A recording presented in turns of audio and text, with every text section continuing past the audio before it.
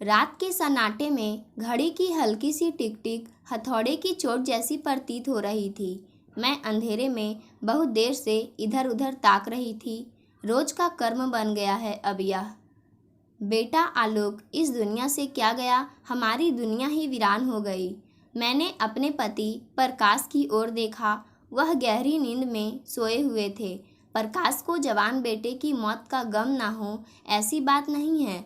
वे भी मेरी तरह भीतर से पूरी तरह टूट चुके हैं, पर उन्हें अनिद्रा के रोग ने नहीं सताया है।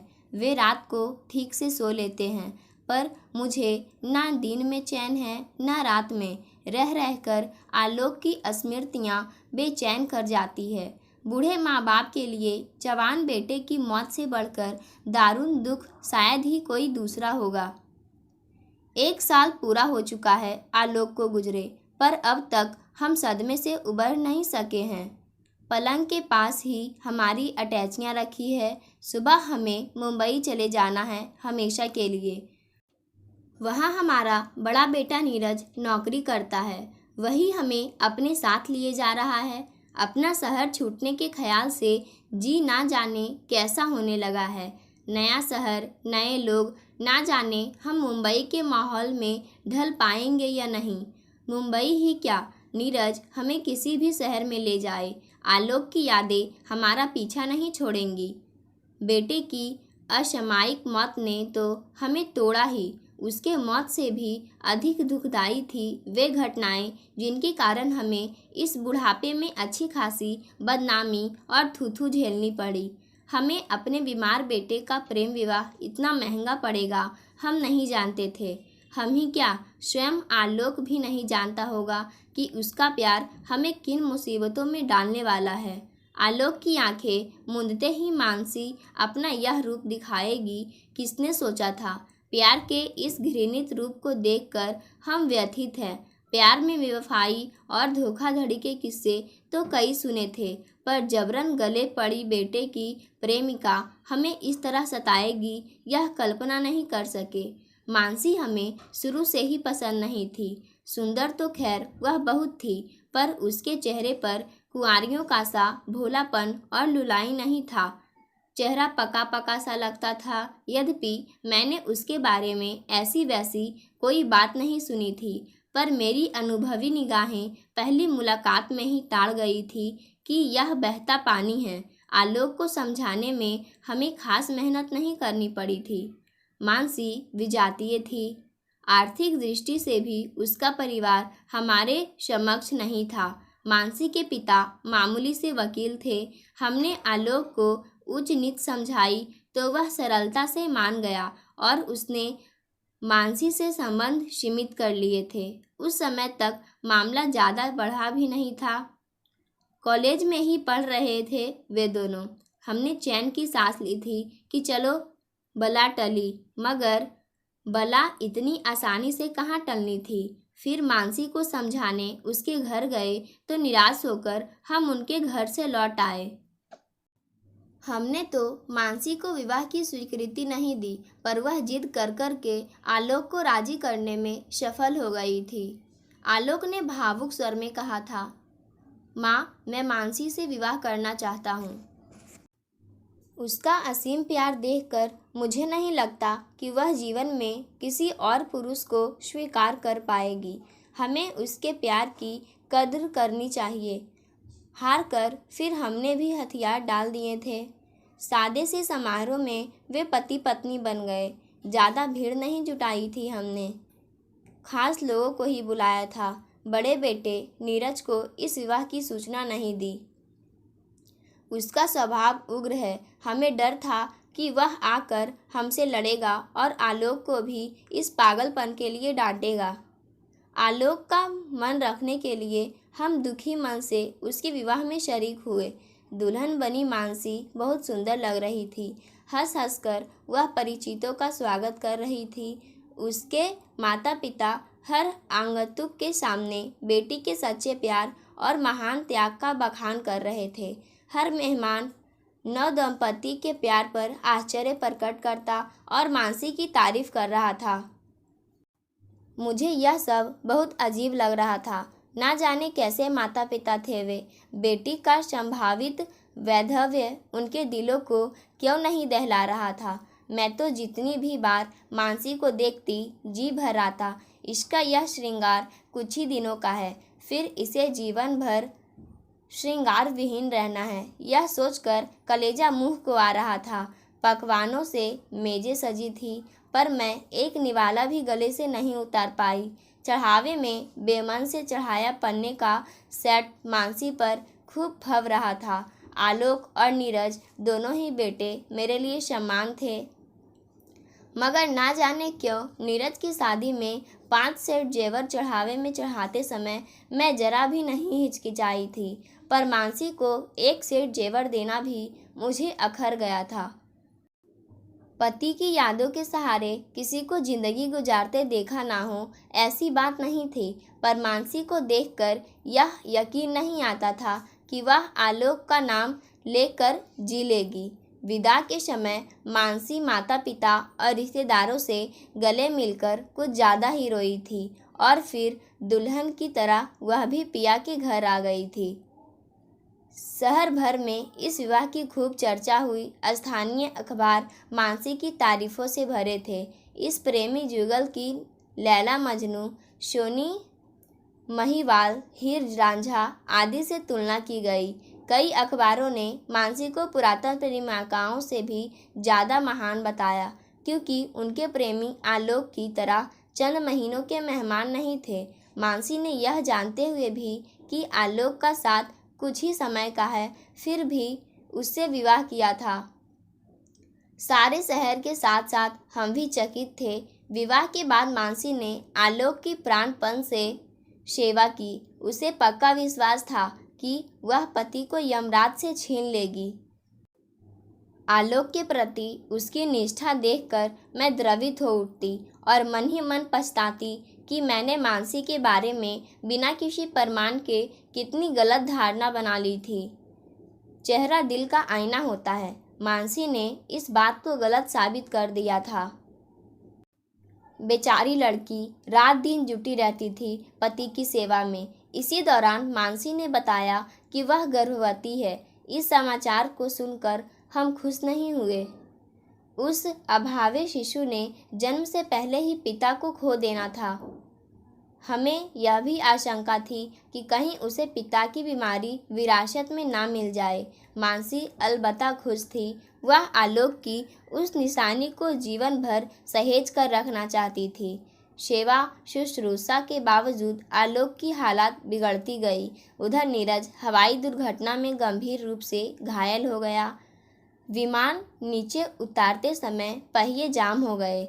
जान तो नीरज की बच गई, मगर उसे कई महीनों तक बिस्तर से पड़े रहना पड़ा। हम बदहवास के कानपुर से मुंबई और मुंबई से कानपुर की दौड़ लगाते रहे।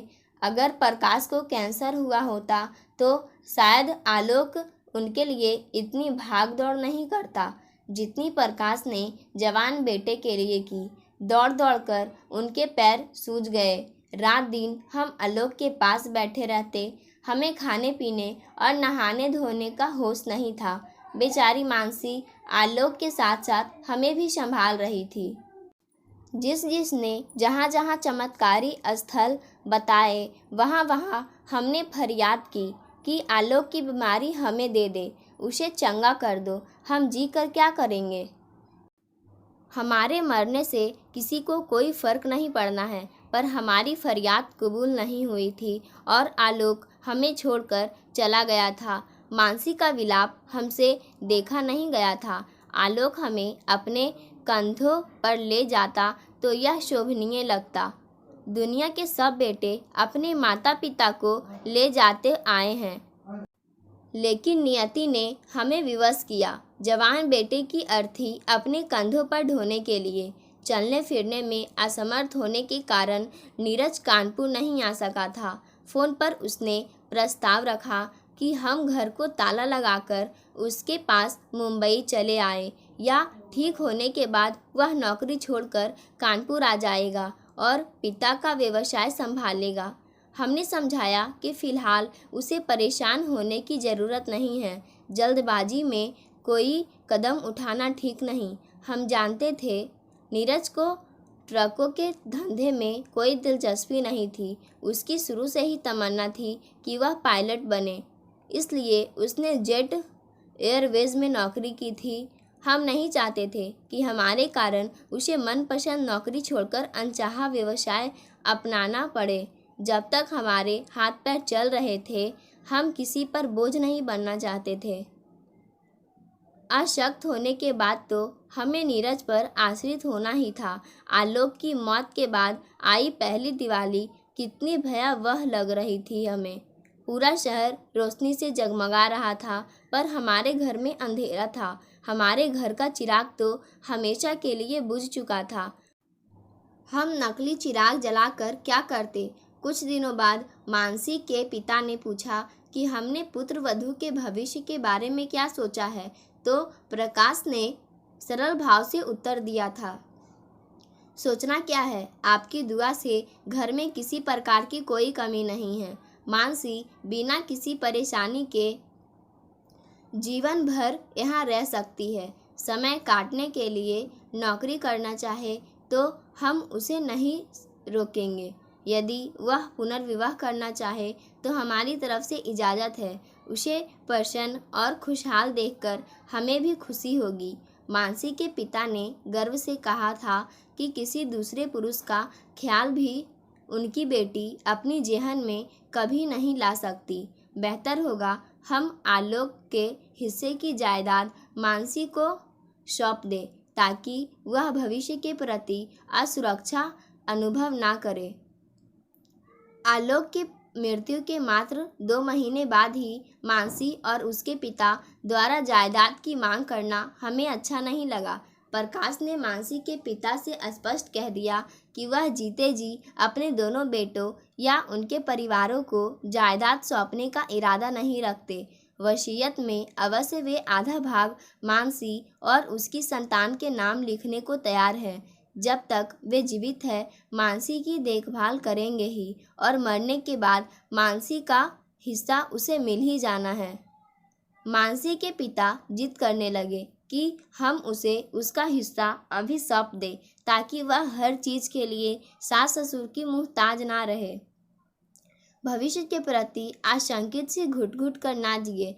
हमने उन्हें भरसक समझाया कि हमारे संपन्न घर में मानसी को किसी भी अभाव का प्रश्न ही नहीं उठता। हम अपनी कुछ दुकानों या मकानों का किराया हर माह उसे देते रहेंगे, ताकि वह खुले हाथों खर्च कर सके।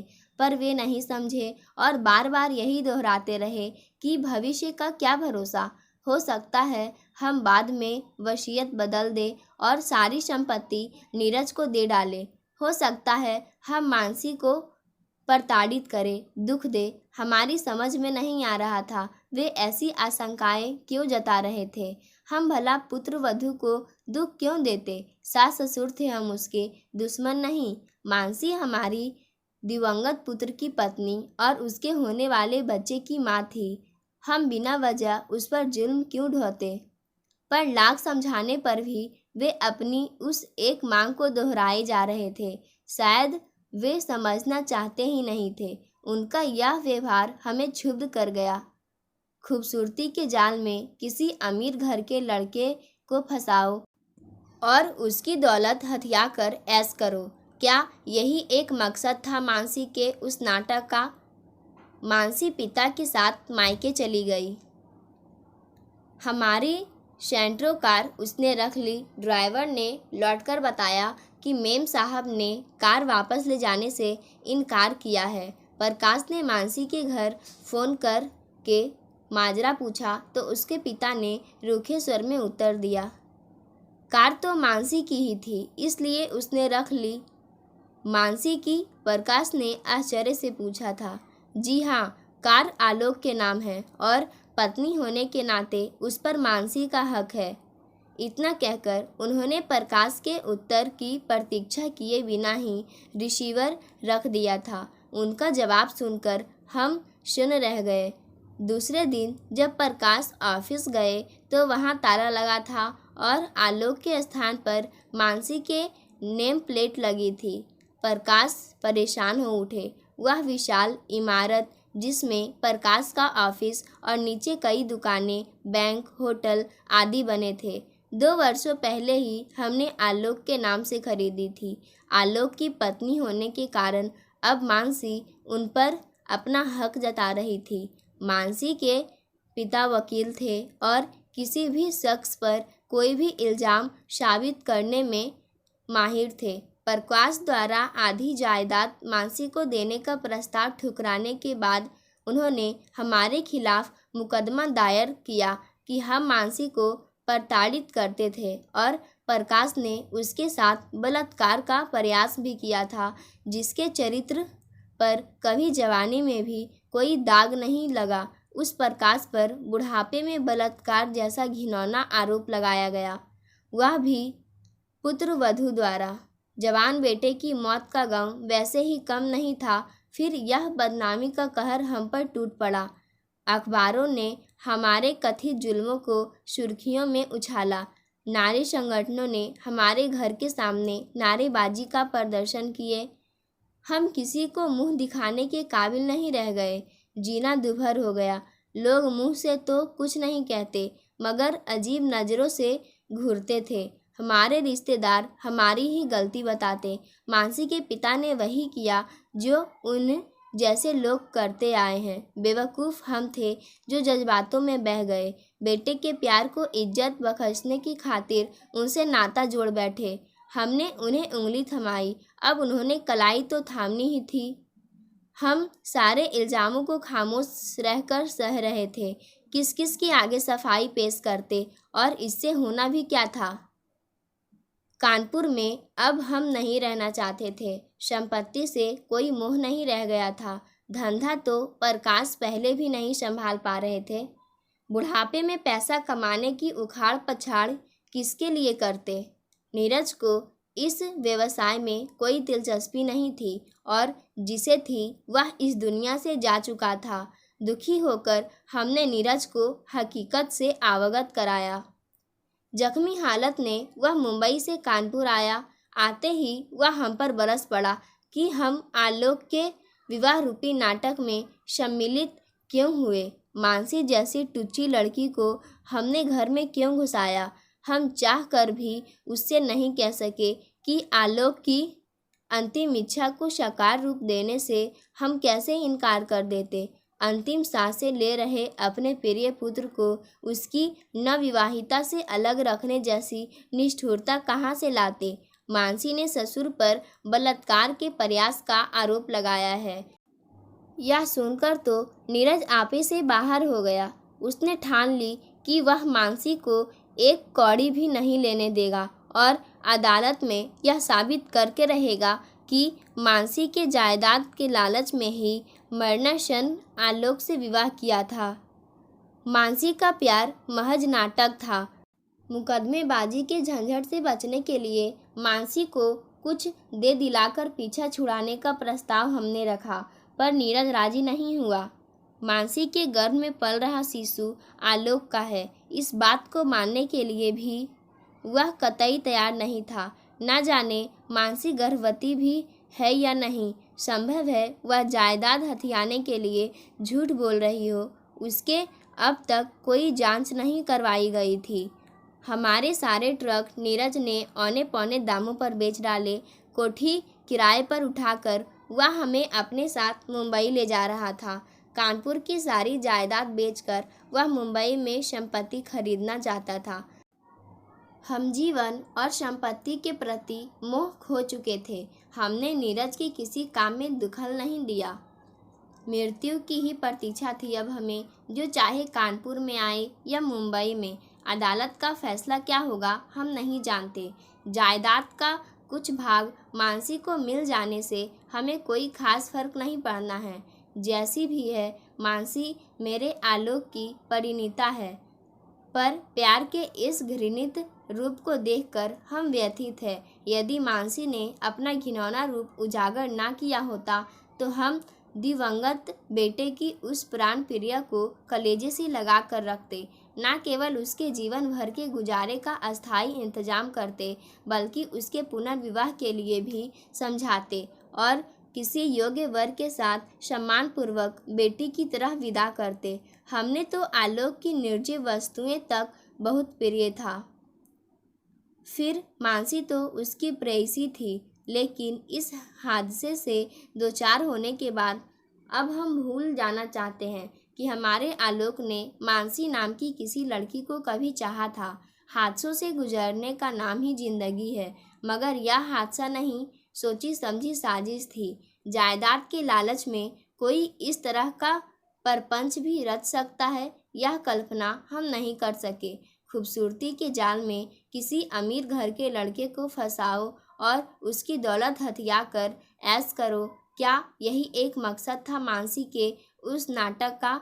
क्या उसे अपने प्रगति का यही एक मार्ग नजर आया? क्या मेहनत, ईमानदारी और शराफत से धन अर्जित नहीं किया जा सकता?